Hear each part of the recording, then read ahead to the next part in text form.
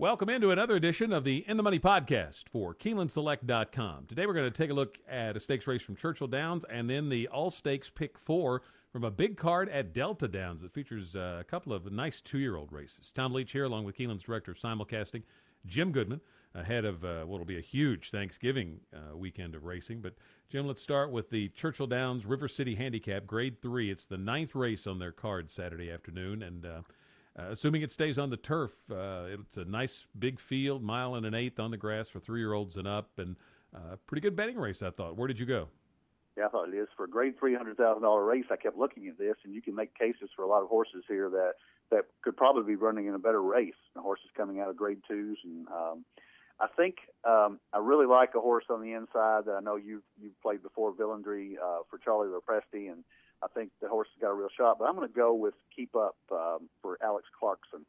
The horse has moved forward the last couple of times in the Beyer scale and ran a 94 Beyer last time out of Keeneland at 1 1/8, which is exactly what they're going today.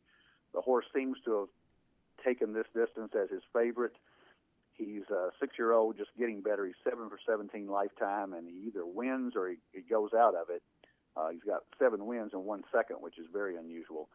Third race off a short layoff, 2 for 2 at the distance. Corey stays here. Corey Lannery is staying in Louisville to ride this weekend.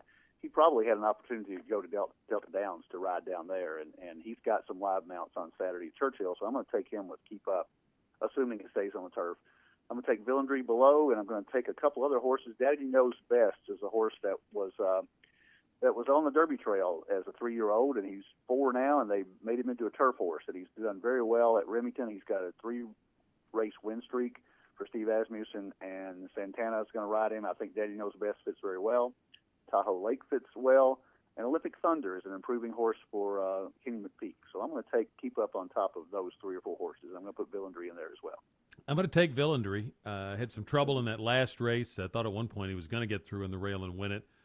The best race he's ever run was on the turf at Churchill, and Le Peru takes the mount, and he's having a really big fall meet over there. So for all those reasons, it's going to be Villandry. But the trouble for me is when I was starting to try to think of who to key him with in exactas. Keep Up certainly has got to be one of them.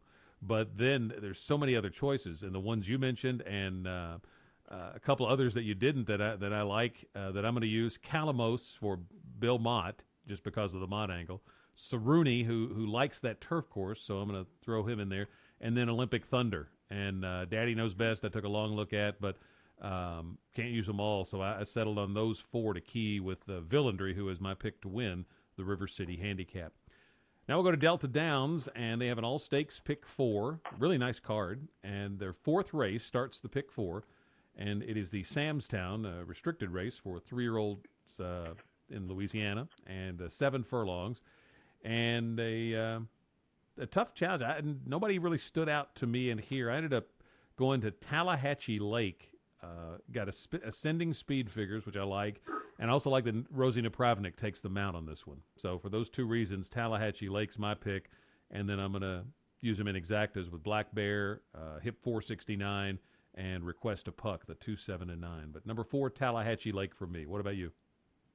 I went with Hip 469. I got to take a shot on a horse that's an easy name. Yeah, let's just name him the Hip number 469. I guess it came out of the sale that way. So don't have to think very much about naming a horse. Robbie Alvarado takes the mount, 1 for 1 at Delta Downs, 2 runners up at 7 furlongs.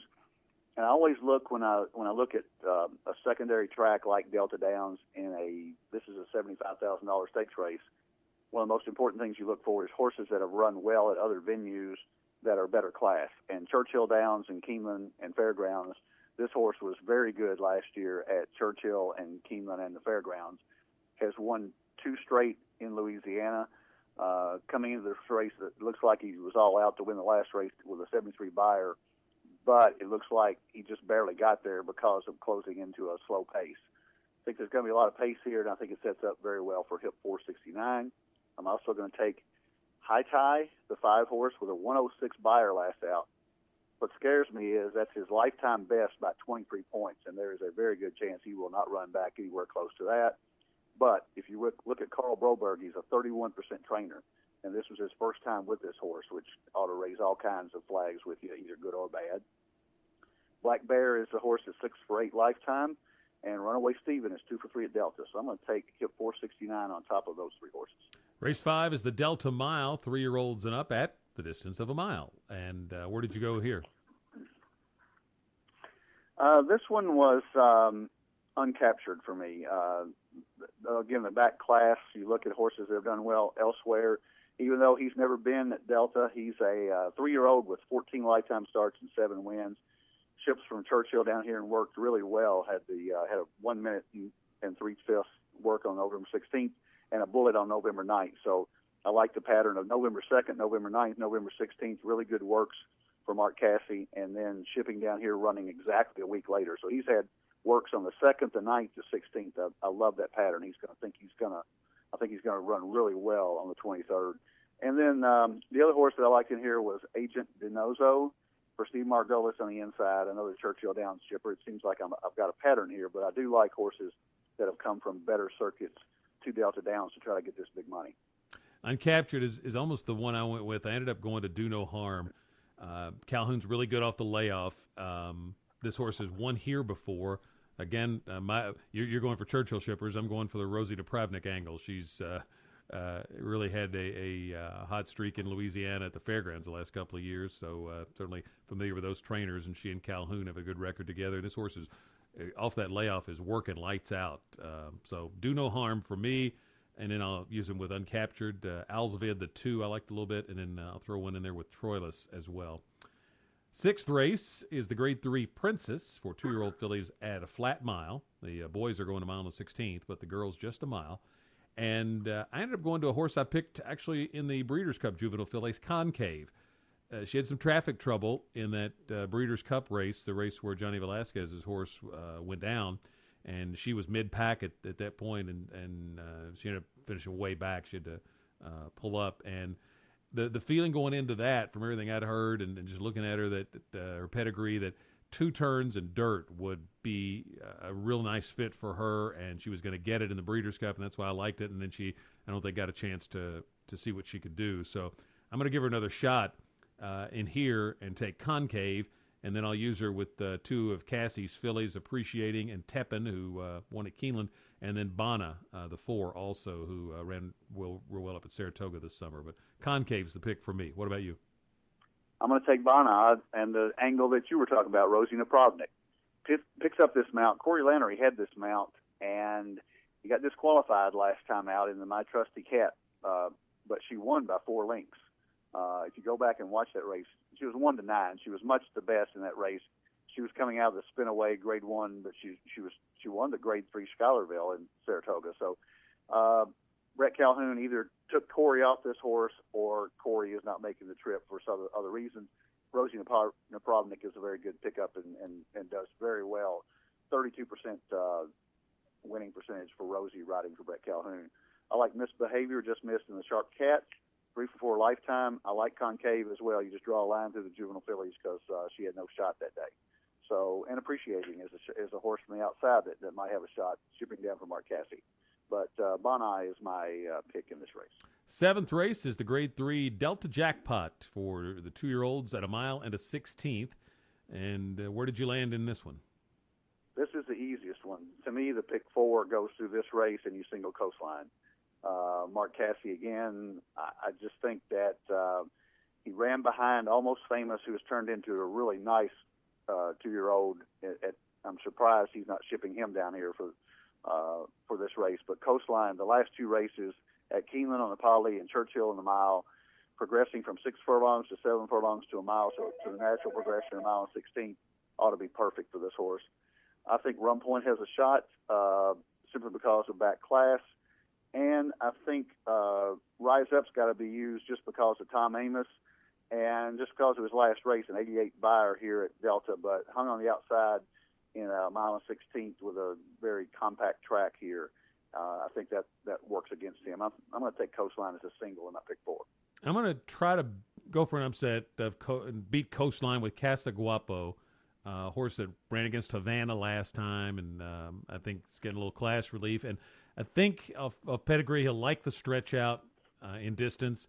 So I'm going to try Casa Guapo, the 8, certainly use him with Coastline, also Flat Gone and Mighty Brown, couple of smaller exactas as well with Casaguapo, but the big one's going to be Casaguapo and a Coastline in a box for me. And there is an all-stakes pick 4, and the ticket I put together on the Keeneland website on the Weekend Warrior blog was using all 4 horses I mentioned in the Samstown, all 4 horses I mentioned in the Delta Mile, single concave, and then use the 4 horses I mentioned in the Delta Jackpot plus rum points. So 4 by 4 by 1 by 5 for $40 for 50 cents. But I'm going to just take a stand with concave, and it sounds like you're taking a single stand with Coastline. I would, and I would go as deep as I could afford in the other races. I did have a good opinion of the of Hip 469 and also Uncaptured in the 5th race. So I would probably go deep in the 4th race, maybe single Uncaptured, use a couple others in that race, and then fairly deep in the 3rd leg with singling Coastline in the last. And remember, this is the 4th through the 7th. It's kind of an odd set of stakes races. We're accustomed to having our stakes race or feature the next to last here at Keeneland or at Churchill, and this is the 4th through the 7th. So the first race is at 3:44 Eastern Time. So make sure you don't miss this pick 4. And just a reminder that if you are looking for a little break from after the Thanksgiving meal, or I guess even before, you can watch football and bet the horses on Thanksgiving Day, right? We can, and we actually open. Everybody has early post times on Thanksgiving. First post time at Aqueduct, I believe, is 11 a.m. So we open the betting windows at 10:30 or so here, and you can get through early if you've got a Thanksgiving dinner. But we'll have turkey and dressing here at Keeneland as well, so you can you can order that and bet the horses and watch football and just veg out at the racetrack if you like. Well, there could be worse days. There are. I think that could be fun. Jim, best of luck. Certainly happy Thanksgiving to you and to all our listeners. And then we'll be back here next week to look at a big weekend of stakes races for the In the Money podcast from KeenelandSelect.com.